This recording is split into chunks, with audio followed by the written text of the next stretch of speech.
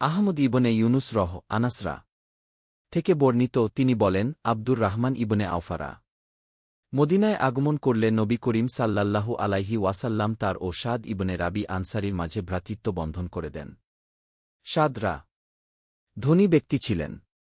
তিনি আব্দুর রাহমানরা কে বললেন, আমি তোমার উদ্দেশ্যে আমার সম্পত্তি অর্ধেক অর্ধেক ভাগ করে নিতে চাই এবং তোমাকে বিবাহ করিয়ে দিতে চাই। তিনি বলেন, আল্লাহ তাআলা তোমার পরিবার ও সম্পদে বরকত দান করুন। আমাকে বাজার দেখিয়ে দাও।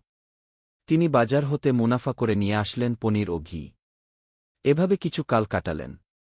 একদিন তিনি এভাবে আসলেন যে তার গায়ে বিয়ের মেহেদির রঙের চিহ্ন লেগে আছে। নবী করিম সাল্লাল্লাহু আলাইহি ওয়াসাল্লাম তাকে জিজ্ঞাসা করলেন, কি ব্যাপার? তিনি বললেন, ইয়া রাসূলাল্লাহ। তিনি বললেন, হ্যাঁ। তিনি জিজ্ঞাসা করলেন, সে কে? তিনি বললেন, জনৈকা আনাসারী মহিলা। তিনি জিজ্ঞাসা করলেন, কি পরিমাণ মোহর দিয়েছ?